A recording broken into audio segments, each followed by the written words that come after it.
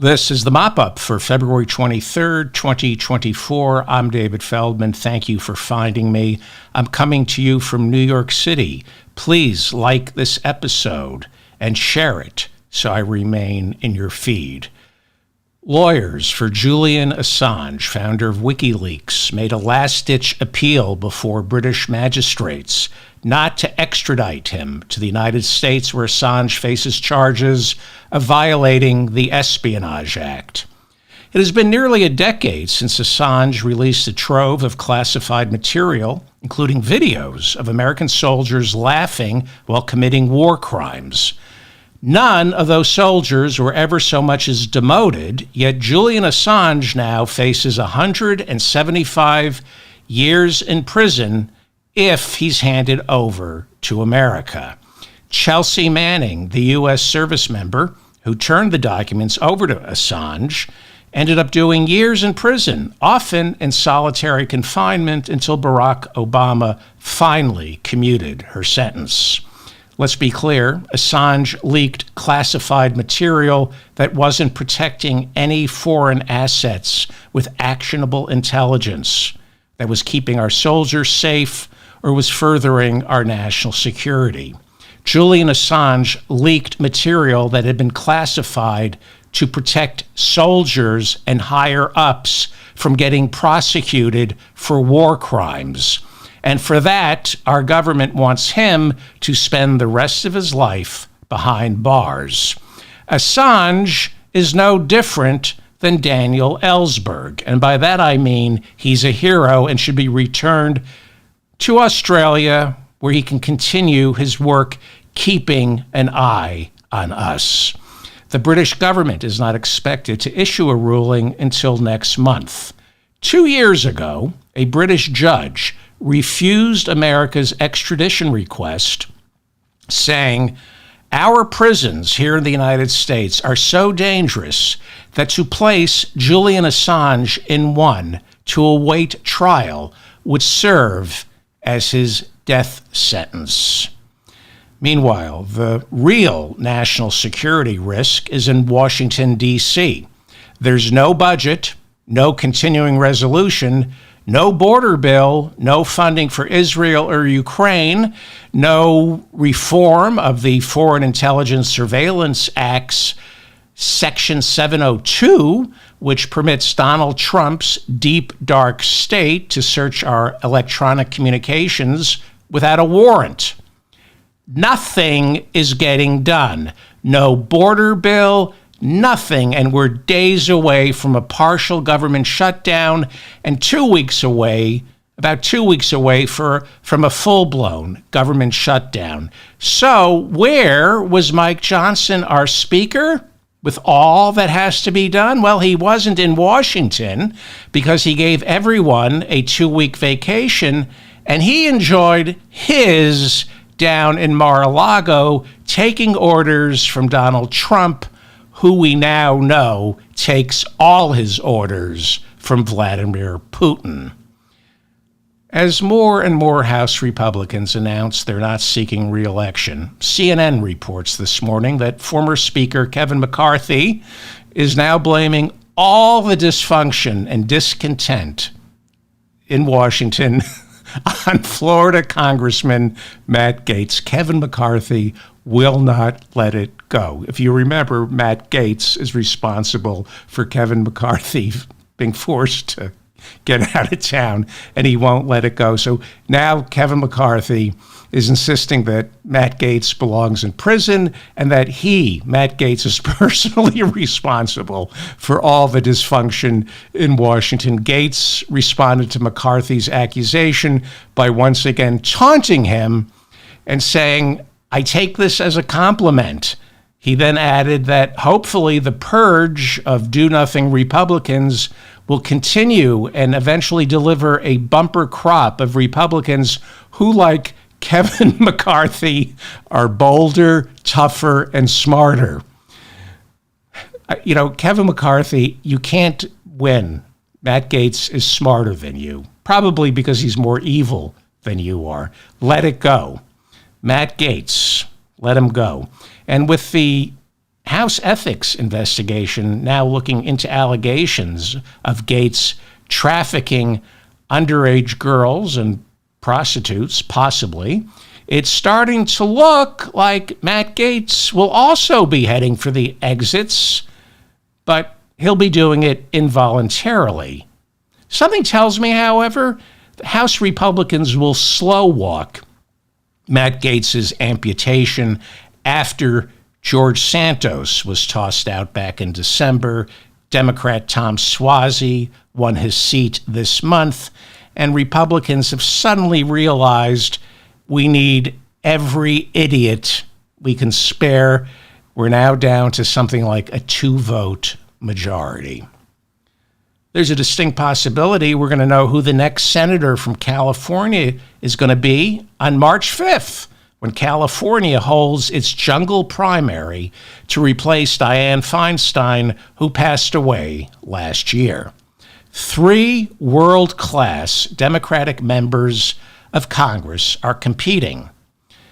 And we've got the March 5th jungle primary. The winner of this is pretty much guaranteed to win in November. And the latest polls show the frontrunner to be Congressman Adam Schiff, who was censured last year by House Republicans, including Kevin McCarthy, was payback for Schiff's incessant attacks on Donald Trump.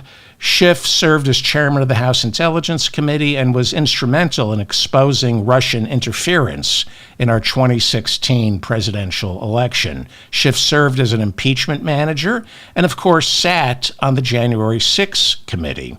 Latest polling shows him with 28% of the vote. Coming in second is Republican Steve Garvey, who has never held elective office. Doubt he's ever read a book, but he played professional baseball. He's a Republican. Now, remember, this is a jungle primary, meaning 2 Democrats conceivably could end up running against one another in November. But Garvey looks to be in second place, and following Garvey, we have Democratic Congresswoman Katie Porter, who's appeared on this show and has been a thorn in the side of bankers and lenders during her brief time in Washington, D.C. Coming in a distant third is Congresswoman Barbara Lee, with only 9% of the vote. Barbara Lee, Congresswoman Barbara Lee from Northern California, was the only member of Congress to vote against the authorization for war in Afghanistan immediately after 9/11. Everybody else got it wrong. She knew, she was the only member of Congress who knew George W. Bush could not be trusted and that the Taliban had nothing to do with 9/11. She knew Afghanistan, the Taliban, just like Saddam Hussein and Iraq, had nothing to do with 9/11. Now, most Americans have finally come around and are willing to admit Cheney and Bush and Rumsfeld lied about Iraq, that they lied that Iraq was involved with 9/11. But way too many Americans still believe the lie that the Taliban was behind 9/11. They had nothing, absolutely nothing to do with 9/11, and yet we still freeze their assets and want to turn their assets over to the victims of 9/11. The Taliban had nothing to do with 9/11. Yes, the Taliban were harboring al-Qaeda the same way they harbored about 12 other warlords they had no control over.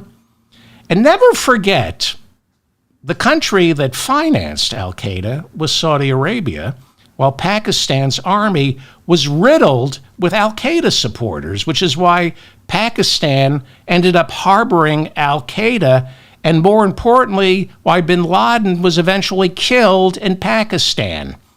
He was up in the caves of Tora Bora of Afghanistan, going back and forth between Afghanistan and Pakistan and getting his money from Saudi Arabia. The Taliban had nothing to do with this. And I should mention the Pakistani doctor who assisted our CIA in finding bin Laden still sits in a Pakistani jail. He's considered a traitor in Pakistan for turning in Osama bin Laden. If you wanted to invade the people behind 9/11, not a good idea, but you should have gone after Saudi Arabia and Pakistan, but that also would have been a waste of life and American treasure. But you keep believing the war in Afghanistan was about 9/11, which is why, as far as I'm concerned, of all the Democratic members of Congress who deserve to be the next senator from California, Barbara Lee is the most qualified. She voted against the war authorization in Afghanistan. She is more deserving of the Senate seat than anybody else on the ballot, and that's some pretty stiff competition. All three of those members of Congress are some of the best in Washington, D.C. You're looking at Alabama Chief Justice of the Supreme Court, Colonel Tom Parker. Just Tom Parker. Like our Speaker of the House, Tom Parker subscribes to the Seven Mountain Mandate, where Christians need to seize power in the seven mountains of society, which include government, education, the arts, family, business, government, and most disturbing, religion. Religion. In other words, Christians need to seize the mountain of religion and make certain we are a Christian nation. Judge Parker has been photographed celebrating the lives of Confederate soldiers, as well as the original founders of the KKK. And you might have guessed, he's also a Republican. This week, he and several other justices of the Alabama Supreme Court ruled that frozen embryos are people. In his ruling, Judge Parker said frozen embryos must be living sentient beings because they keep beating me at checkers. Sorry. He's kind of stupid. And judging by the looks of that wife of his, I'm pretty sure nobody's needing any Freon to freeze her embryos. Hey, leave the wife out of it. I'll leave the wife out of it as soon as Alabama leaves all women out of it.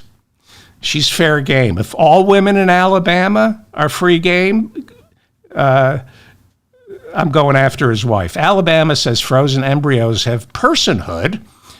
This from a state that went kicking and screaming until they finally said black people had personhood.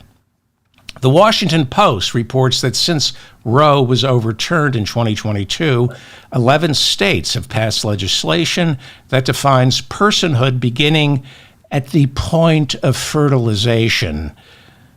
But until this week, none of these laws had yet to be decided on by any courts, and Alabama became the first in the nation. You're number one in the nation on this, Alabama, along with incest. Alabama's court ruling suggests that anyone who is convicted of destroying a frozen embryo could be charged with murder.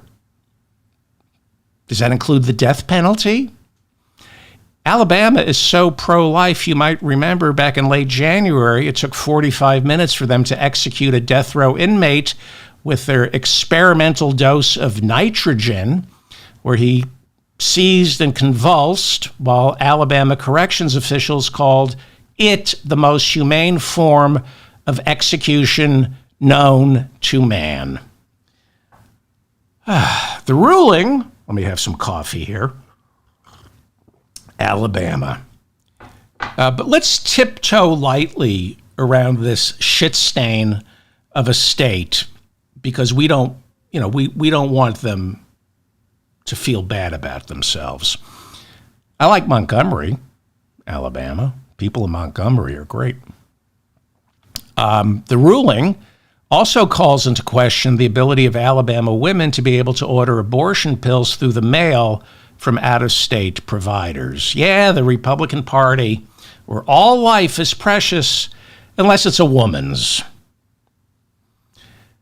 Politico reports that as many as 12 states, many of them battleground, will have abortion on the ballot as Democrats try to energize their base by getting pro-choice voters to the polls, even though they might be lukewarm when it comes to Joe Biden's job performance. Since the court overturned Roe, several abortion ballot initiatives in reddish states like Ohio and deep red states like Kansas, these initiatives show Republicans will lose if November's election is about reproductive rights. It's why Trump ordered Speaker Mike Johnson not to pass the border bill. He said, I need this manufactured migrant crisis to run on and away from the pro-life movement. Trump loses with women. It's men who are more likely to vote for him over Biden.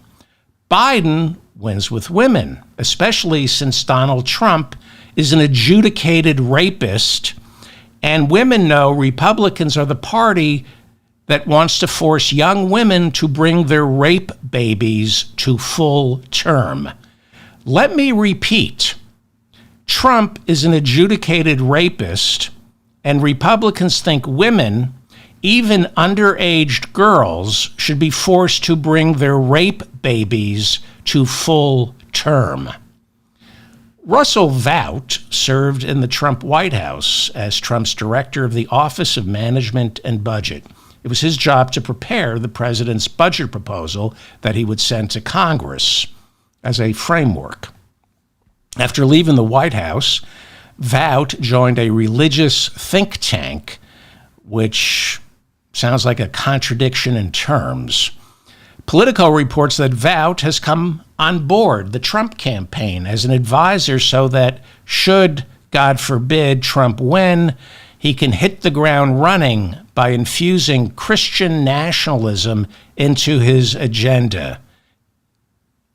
Christian values into his agenda. You mean like more tax cuts for the billionaires?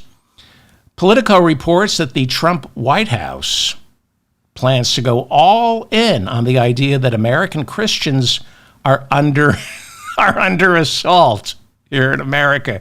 Yes, like when they get arrested for assaulting drag queens. That's so anti-Christian, not allowing us to beat up queers. Where's our religious freedom? Never forget, Speaker Mike Johnson has written extensively on making homosexuality a crime and served as the lead attorney for Project Exodus, which before breaking up was one of America's leading purveyors of gay conversion therapy, which human rights organizations around the world call torture.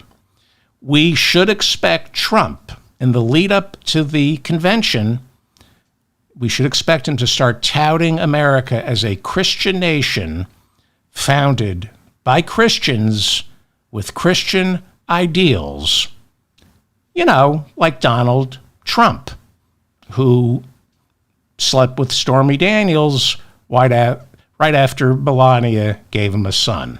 The thrice divorced rapist is touting Christian values. Nikki Haley, did I pronounce that properly? Nikki Haley says it doesn't matter that she lost Iowa, New Hampshire, Nevada, and next week, her home state of South Carolina. She's staying through Super Tuesday as her campaign war chest continues to grow flush with cash. The latest polling shows Trump crushing Haley by almost 30 points in South Carolina. Now, Haley was the governor of South Carolina, and she can't win in South Carolina for the same reason Trump can't win in New York City. Voters got to see how duplicitous they both are up close. Nikki Haley is not an abstraction to South Carolinians. Donald Trump is not an abstraction to us New Yorkers. We know who they are. Not voting for them.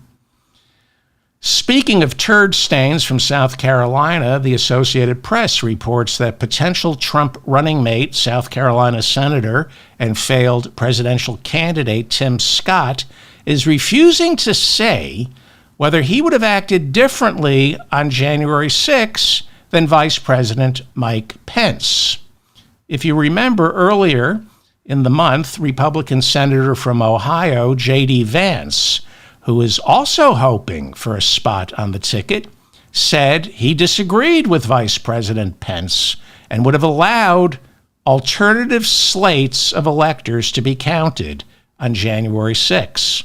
But Scott dismissed the question, saying, "I'm not dealing with hypotheticals." Well, it's not a hypothetical. Mike Pence refused to count the false electors.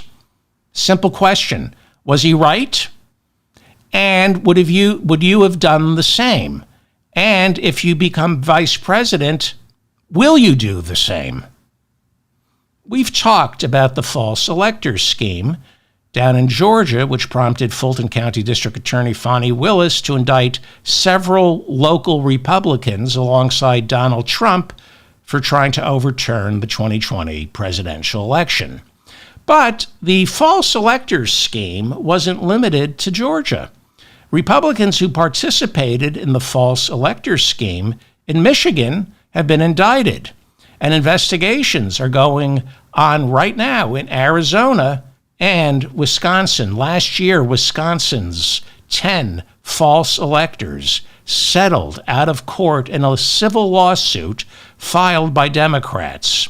Although they didn't admit guilt, probably because their criminal prosecution is still up in the air, the 10 false electors did admit their actions were an attempt to overturn an election where Joe Biden defeated Donald Trump by more than 20,000 votes. And in the settlement, they agreed that they would never, ever try to serve as electors again. One of those electors from Wisconsin, Andrew Hitt, is the former chairman of Wisconsin's Republican Party, and he served as one of the phony electors. In an interview with 60 Minutes last Sunday, Hitt said he had been tricked by the Trump White House and didn't know what he was doing was illegal. Well, maybe someone this stupid who doesn't know a phony slate of electors is illegal, maybe someone that stupid shouldn't have ended up as chairman of Wisconsin's Republican Party. Oh, wait, right. That's precisely why he became chairman of Wisconsin's Republican Party. He's a moron. Hitt told 60 Minutes that he went along with the false elector scheme because he feared for his life. Hitt said that if the presidential election came down to Wisconsin, this was his calculation, that if the 2020 presidential election came down to Wisconsin and Trump lost and he didn't serve as a phony elector, MAGA Republicans would hold him responsible. And he said, my life and my family's life would be in jeopardy. As they used to say, wake up and smell the fascism. This is fascism.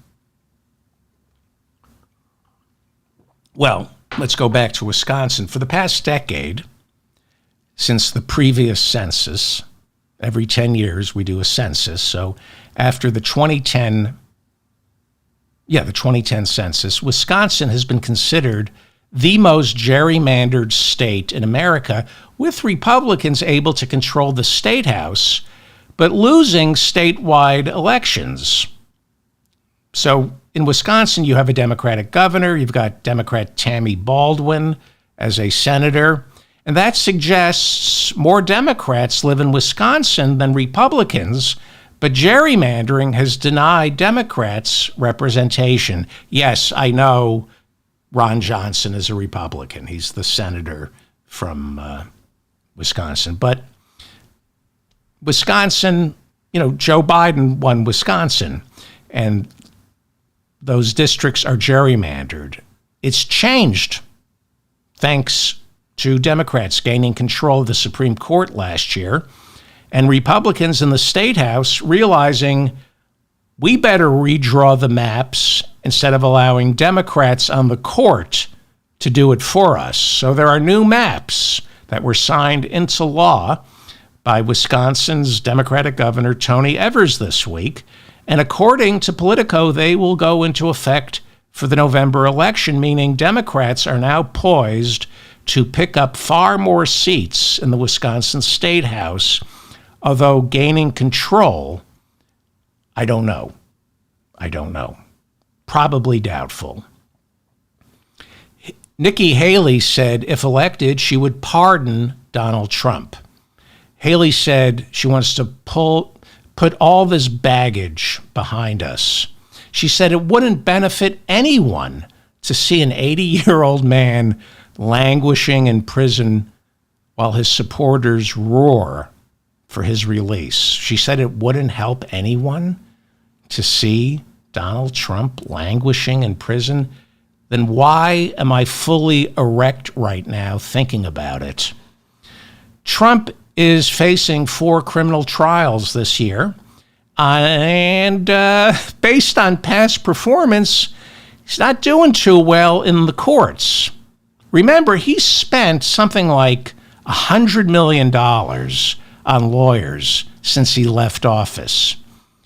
I'm sorry, I made a mistake. He didn't spend $100 million on lawyers. The MAGA morons who donate to his super PAC have spent close to $100 million on his legal fees. And what? Has $100 million worth of legal fees gotten Donald Trump and his MAGA morons? Well, CBS News added it all up. In the past 14 months, 30 jurors in 3 separate lawsuits have ruled against Donald Trump. And that doesn't include the New York State civil fraud trial, where Trump was fined $500 million in a bench trial with no jury. Now, why was it a bench trial? Why was there no jury?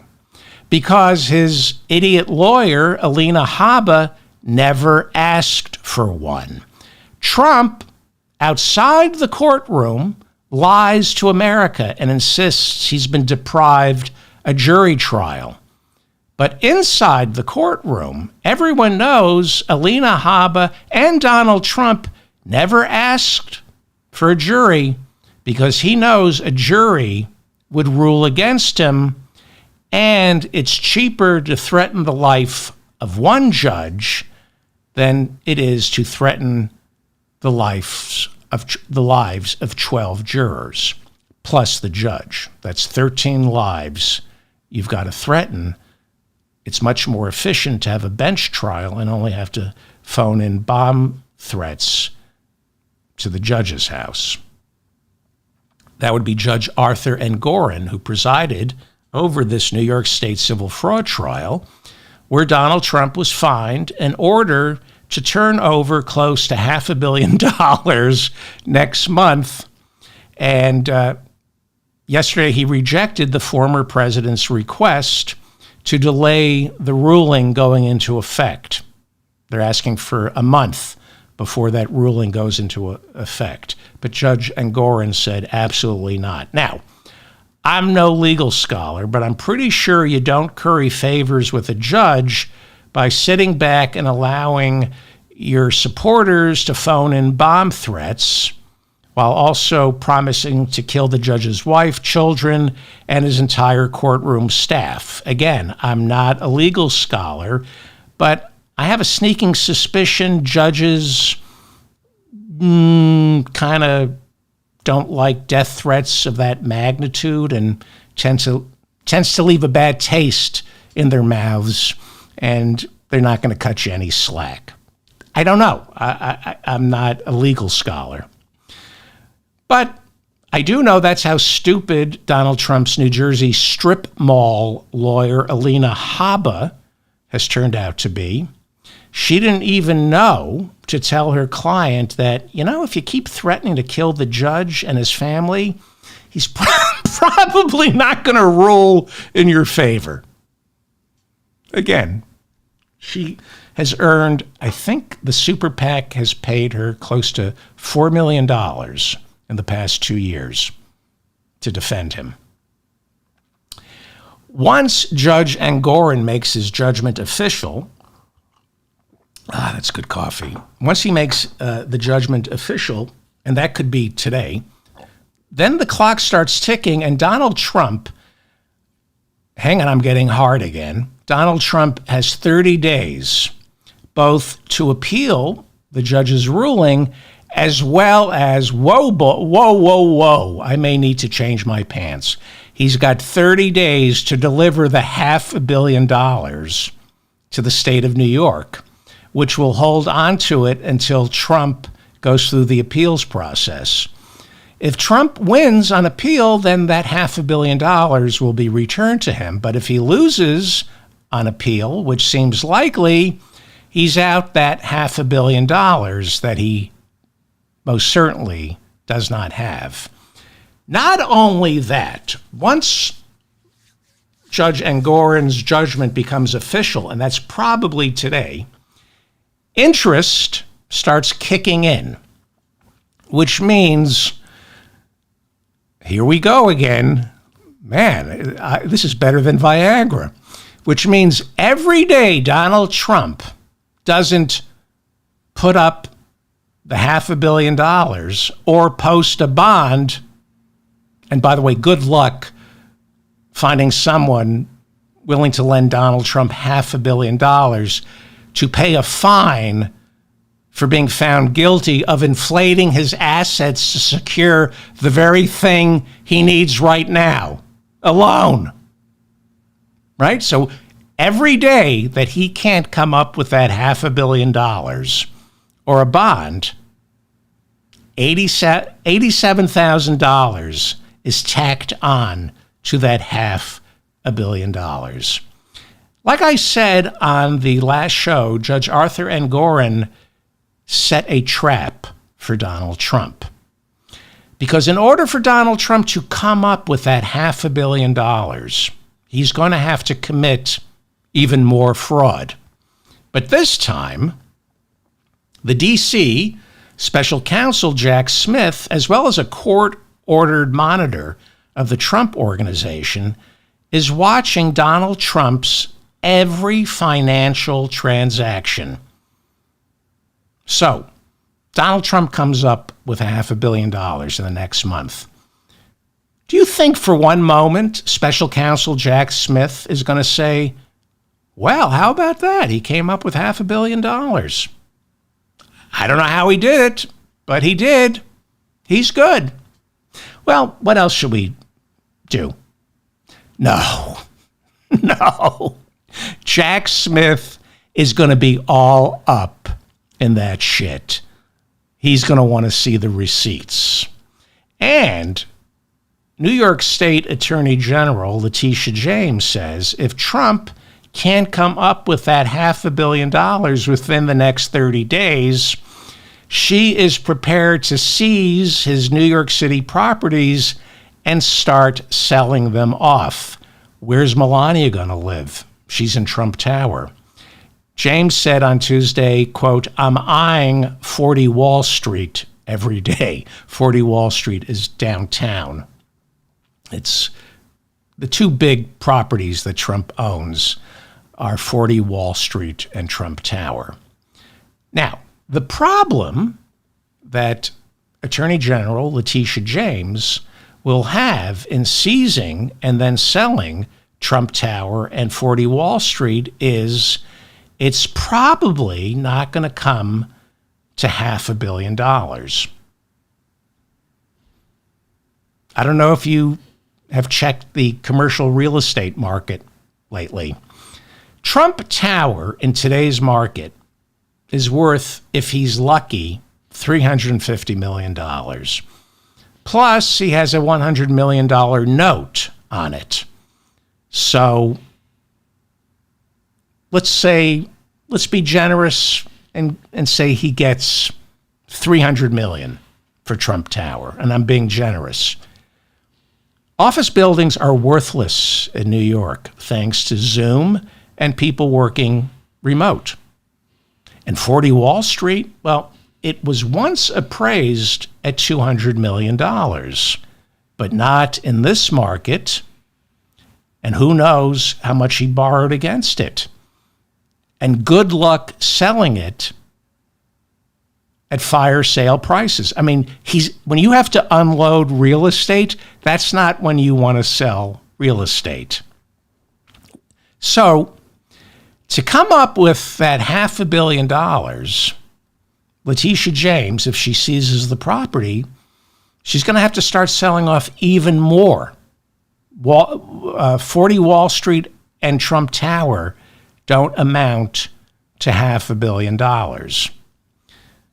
He's in trouble. He's got to be elected president. Got to get elected president.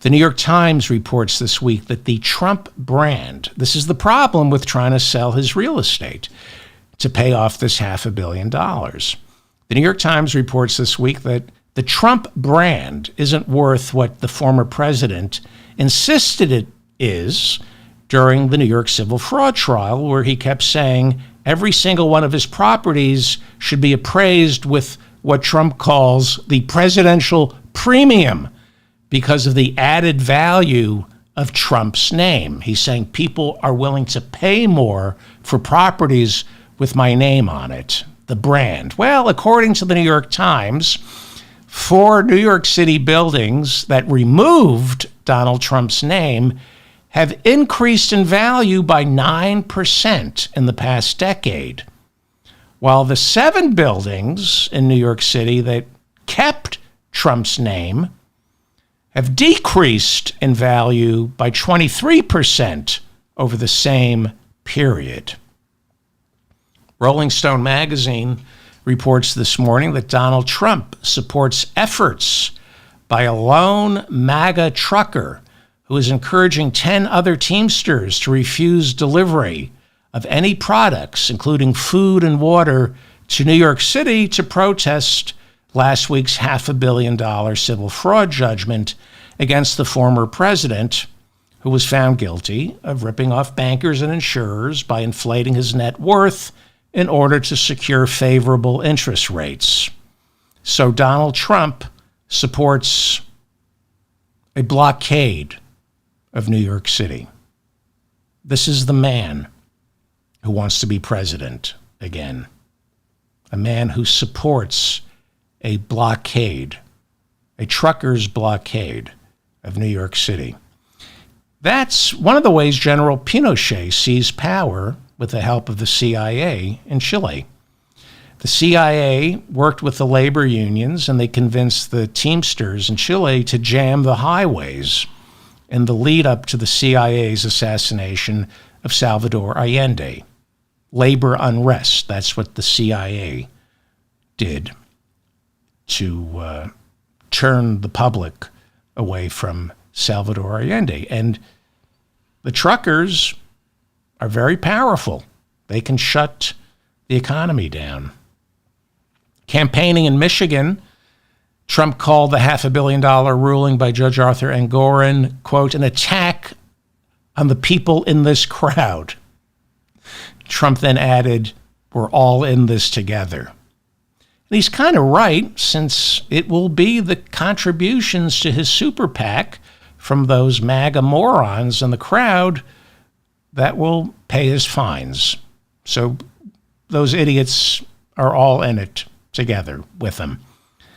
I don't know how he pays this. Now, maybe he can borrow against future donations. He certainly doesn't have hundreds of millions of dollars in his super PAC. I think it's something like he's down to 10 million. What a great way to run for president. Spend all your money on lawyers and civil fines instead of a ground game. And nobody's even sure if this is legal.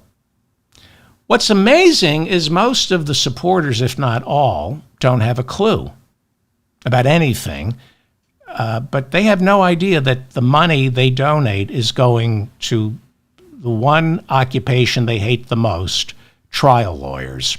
They think that money they're sending to him is going to root out election fraud. They don't know they're the victims of fraud. I mean, it is wire fraud. Bernard Kerik, the police commissioner of New York, has been talking, I hear, to special counsel Jack Smith because he wasn't paid to investigate the voter fraud.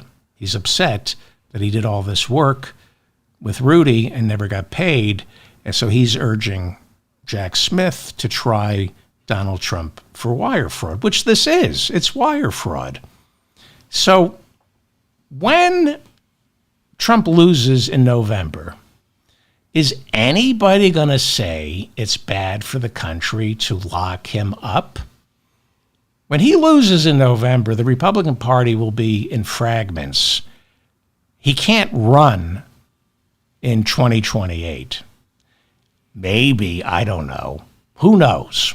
But I don't know. But it seems less likely that anybody is going to protect him after November from going to prison. And his MAGA morons, seeing him on trial, getting arrested, maybe going to prison, they're not going to come to his defense. They're going to wake up and think, maybe he's not so powerful after all. Maybe. Former Republican governor of Arkansas, Asa Hutchinson, dropped out of the presidential race early, but that's not stopping him from speaking out against Donald Trump, who is the presumptive Republican nominee. The Hill reports that Asa Hutchinson wants assurances from whomever becomes the new leader of the Republican Party that donations to the party don't get squandered paying Donald Trump's legal fees, which show no sign of abating and have already exceeded at the very least $100 million. $100 million spent on lawyers since he left office. Trump is reportedly purging the Republican National Committee of non-MAGA employees, and his plan is to install his idiot daughter-in-law, Lara Trump, she's married to Eric. He wants Lara Trump to become chairwoman of the RNC, which is broke. For some reason, people aren't donating to the RNC. Lara Trump told supporters in South Carolina yesterday that the RNC needs to raise $500 million by Election Day. Well, when you think about it, the RNC needs to raise $500 million like today. Remember Judge Arthur Engoron's $500 million judgment? It's probably due today, and every day Trump doesn't pony up, New York State tax on $87,000 in interest each day. They need $500 million today. Lara Trump, she's running for chairman of the RNC. She told supporters that the only way to get people to donate to the RNC is by guaranteeing them that their money will end up where it's needed. She said, quote, "We got to make sure that people understand when they donate their money to the RNC, indeed, it's going to causes they care about," unquote. No, I don't think it's about causes. It's about paying for the convention and bailing out the Republican parties in Minnesota, Arizona, Michigan, and Georgia, which have absolutely no money left because it's all been spent on legal fees, which is why Republican governor of Georgia, Brian Kemp, says he's worried There will be no ground game in November. You need money for a ground game. Then Lara Trump, she's married to Eric Trump, she said, as chairwoman of the RNC, I am willing to entertain the idea of using RNC funds to pay her father-in-law's mounting legal fees. She's willing to entertain the idea of paying her father-in-law's mounting legal fees. Really, she entertained that idea. You should probably check with your father-in-law. I'm not sure a past and possibly future president, I'm not sure he'd find that seemly. The Republican Party is broke.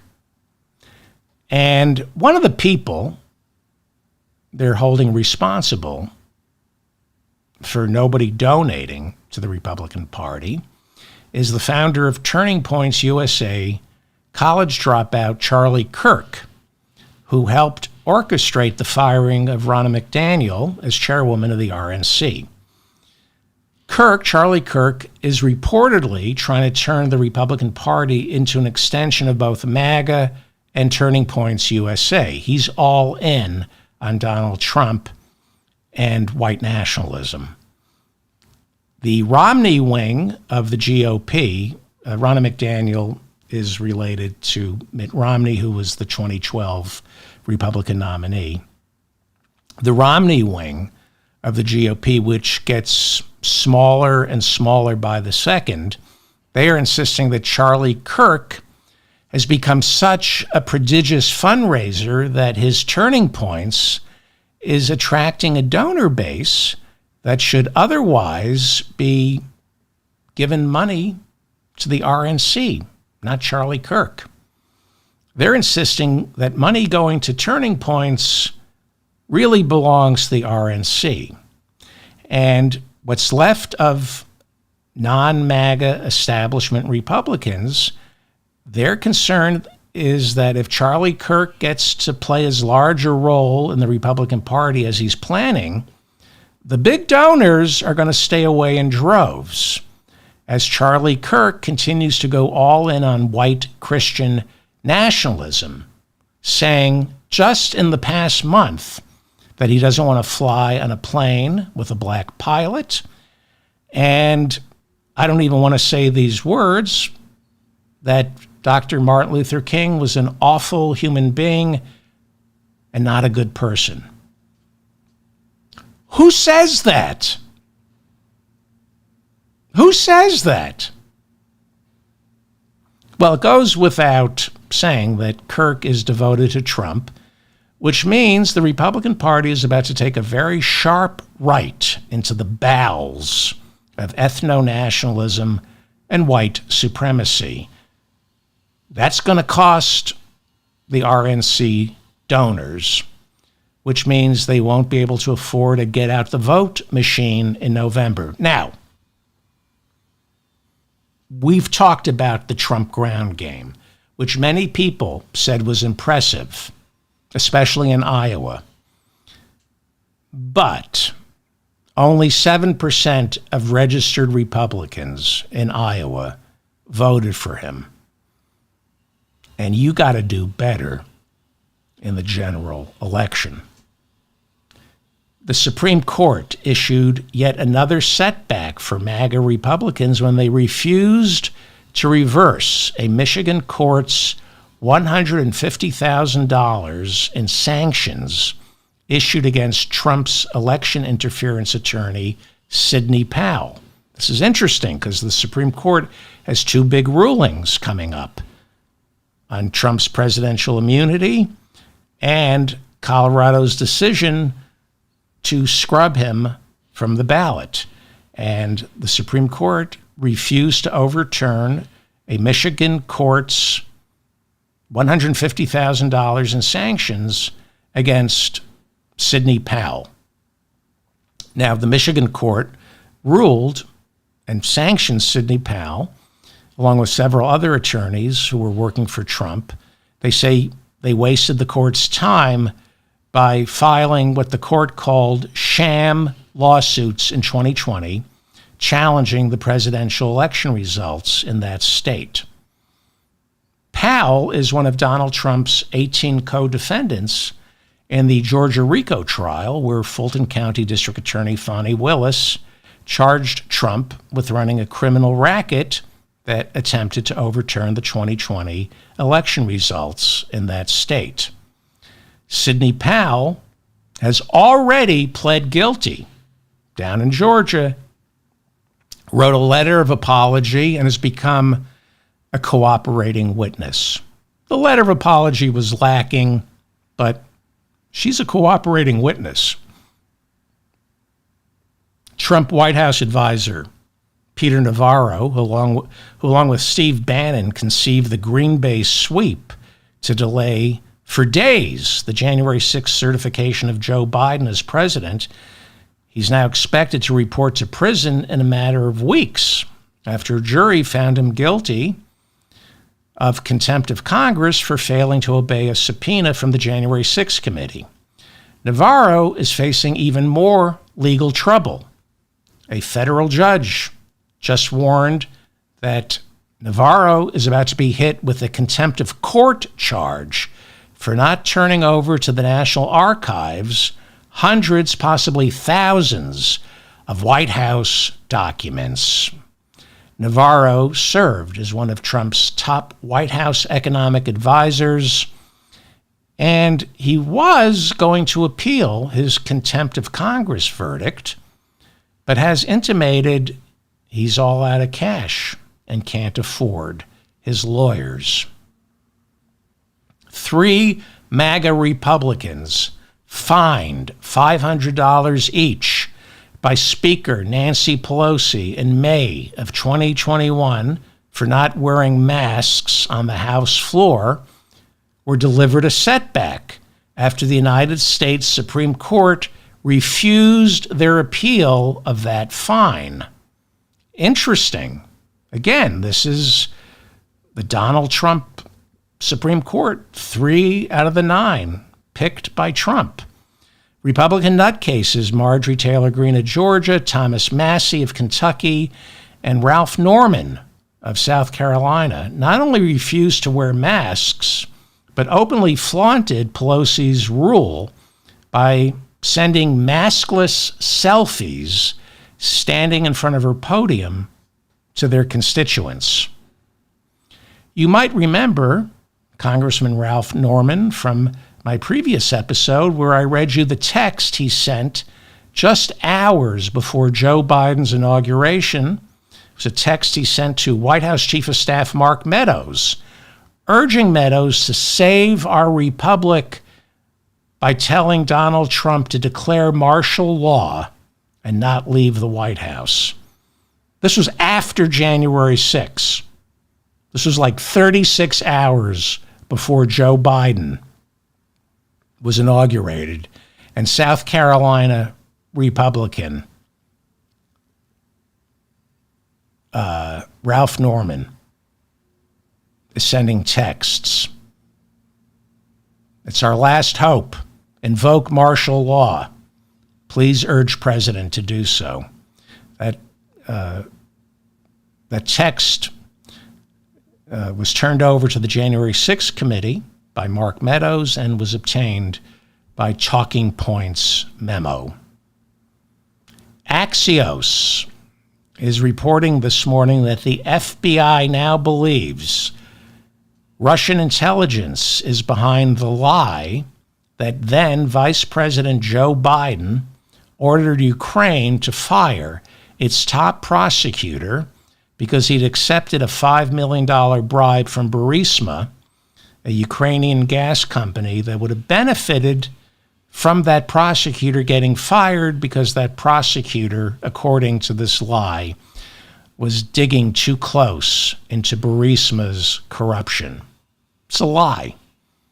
And the FBI now believes it was started by Russian intelligence. The truth, and we've been over this, is that Vice President Biden did in fact tell Ukraine in 2015 to fire the prosecutor, Viktor Shokin, because Biden was delivering a message from President Obama, as well as the EU and Western bankers, warning that unless Ukraine hired a prosecutor willing to root out corruption, then a $1 billion loan guarantee to Ukraine would fall through.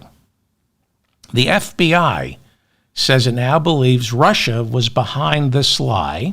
They learned this after arresting Alexander Smirnov for a second time. They arrested him last week, and they arrested him again this week. Smirnov has been charged with providing the FBI with lies about Joe Biden accepting a $5 million bribe as vice president. And with that, in exchange for the bribe, he would then force out the prosecutor, Shokin. Smirnov, who has been arrested now twice, is the key witness in the House Republicans' impeachment probe, which now seems to be crumbling. In case Republicans want to charge Joe Biden with weaponizing the FBI in order to silence his accusers, Smirnov was indicted by David Weiss, who is the special prosecutor that also indicted Hunter Biden for failing to pay taxes on more than $1 million worth of income. The House impeachment, they don't have the votes. I think, they have like a 2 to 3 vote majority, and a lot of House Republicans are saying there's nothing there. Nikki Haley. It's Nikki, not Hick. Is it Nikki Haley or Nikki Haley? It's Nikki Haley. I'm sorry. Nikki Haley, who served as Donald Trump's UN ambassador, called on Donald Trump to condemn Vladimir Putin's killing of Alexei Navalny. She also demanded to know if Trump thinks Navalny is a hero. She also demanded that Trump go on record as to whether he believes Putin killed Navalny, and if so, was that the right thing to do? The other night, I saw Jimmy Dore trashing Navalny, calling him a Nazi. Now, I warned you on this show right after Navalny died that people on Russia's payroll here in America, or people like Jimmy Dore who want to be on Putin's payroll, I said they're going to start trashing Navalny. And yes, Navalny, I told you, he espoused some ultra-nationalist ideas as a young man, the same way Senator Robert Byrd was a member of the KKK, but grew up to be a champion of civil rights. People evolve, or in Jimmy Dore's case, devolve. Trump finally commented on the death of Navalny. He said, quote, "The sudden death of Alexei Navalny has made me more and more aware of what is happening in our country. It is a slow, steady progression with crooked, radical left politicians, prosecutors, and judges leading us down a path to destruction. Open borders, rigged elections, and grossly unfair courtroom decisions are destroying America. We are a nation in decline, a failing nation, MAGA 2024, unquote." That's his response to the murder of Alexei Navalny. Oh, you statesman, you. Nancy Pelosi, who impeached Donald Trump twice, was asked about Trump comparing himself to Navalny instead of condemning his killing, and she said, quote, "You wonder, what does Putin have on Donald Trump that he always has to be beholden to him? Putin, Donald Trump's buddy in vileness," unquote. You still think Russiagate was a nothing burger? I know. A lot of Democrats hate Hillary so much, they believe that Vladimir Putin had nothing to do with 2016 and that it was all Hillary's fault. Keep believing that. You keep believing that. Bloomberg reports that more than 1,000 Russians have been arrested for openly mourning the death of Navalny. NATO Secretary General Jens Stoltenberg warned American lawmakers attending the Munich Security Conference in Germany that the Ukrainian army is rationing bullets and America must step up because the clock is ticking on Ukraine's very survival. Speaking at the Munich Security Conference, German Defense Minister Boris Pistorius. Boris Pistorius? It has to be Boris Pistorius because nobody would name their child Boris Pistorius. He'd get beaten up every day. He'd beat himself up. If you were named Boris Pistorius, so it's got to be Boris Pistorius. Anyway, speaking at the Munich Security Conference, German Defense Minister Boris Pistorius tried telling U.S. lawmakers like isolationist and fascist Republican Senator J.D. Vance that Ukraine falling to Russia would ultimately damage America's financial interests, as its European trading partners would be forced to spend all their energy and money turning inward in order to fight Russia instead of growing their economies. Joe Biden has been trying to get the Ukraine supplemental passed since August. Now, for the first time in a year, Russia seems to be winning as the city of Avdiivka, I'm butchering that name and I apologize, has fallen, and close to 1,000 Ukrainian soldiers fighting there have gone missing. Joe Biden blamed the fall of Avdiivka on House Republicans dithering on aid to Ukraine. Biden said, quote, "The U.S. could not send additional artillery shells to Ukraine because Congress had not authorized more funding.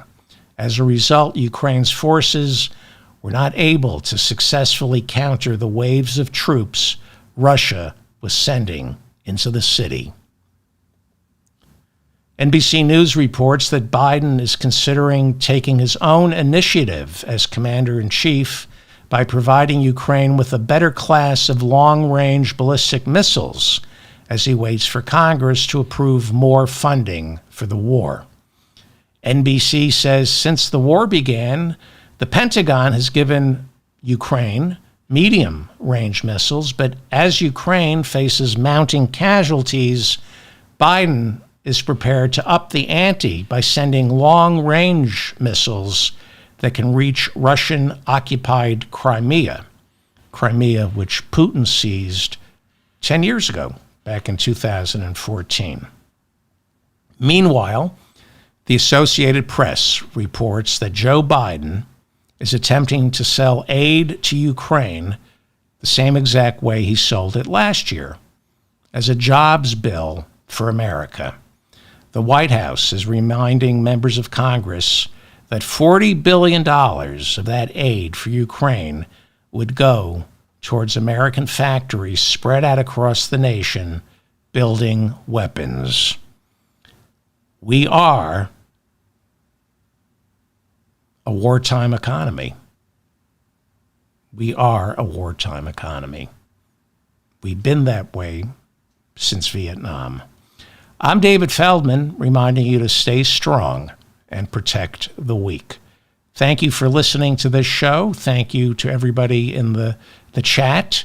Thank you to Bob for keeping things civil. And please leave a comment.